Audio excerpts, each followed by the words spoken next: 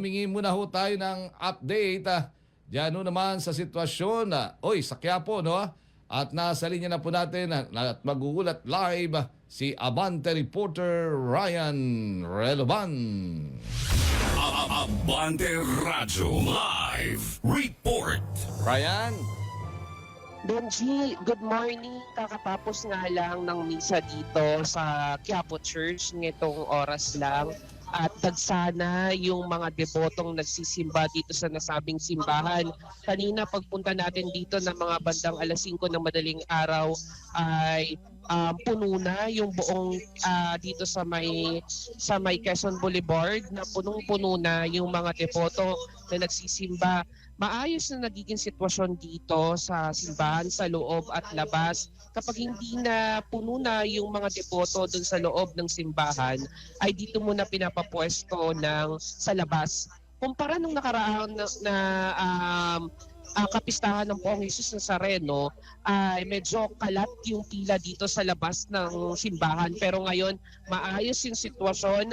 May mga nagmamando, may mga nag-a-assist na mga tauhan o yung mga ihos ng Poong Jesus Nazareno.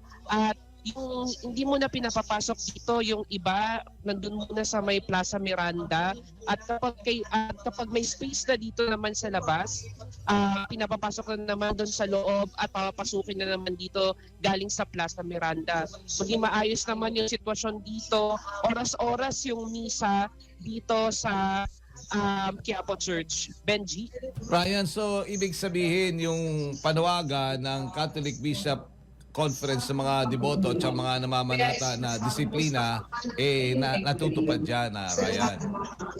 Tama ka, Benji. Natutupad yung mga panawagan nga ng mga simbahan natin na magkaroon ng disiplina lalo na sa pagsisimba, dahil nga maayos yung nagiging sitwasyon dito sa loob at labas ng simbahan. Nasusinusunod naman ng lahat ng mga deboto yung mga instruction na ibinibigay sa kanila ng mga nag-a-assist. Masasabi talaga natin na lahat ng mga deboto dito, lahat na sinusunod nila, lahat ng instruction.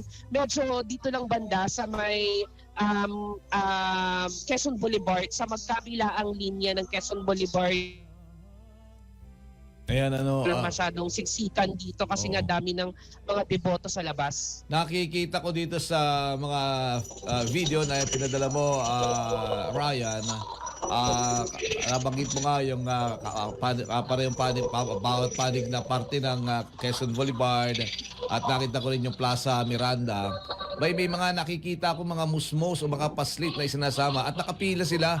At kung dati-rati may mga hindi madaanan, ngayon may mga espasyo, no? At yan siguro binabanggit mo na yan ang ipunan ng mga tao, pinupunan, lalabas, pasok, dagdag. Yan ba yun yung nakikita natin ngayon, Ryan? Tuloy-tuloy ang agos, daloy ng tao eh. Tama ka, Benji. Maayos mula dun sa Plaza Miranda. Sa Plaza Miranda pa lang, maayos na talagang yung pila. Inaayos na talaga ng mga ihos yung pila dun sa Plaza Miranda bago ipasok dito mismo sa tapat ng simbahan. Dahil nga nais nila na lahat ng mga papasok sa loob ng simbahan maging maayos din yung pila. Sinusunod naman talaga ng mga deboto. Katuwang din ng mga tauhan ng Quiapo Church, syempre yung hanay ng Philippine National Police nakakalat dito mula sa Philippine National Police. Kaya patuloy yung dagsa ng mga tao, kasabay niyan yung maayos naman na seguridad at pila ng bawat deboto. So, anong tawag?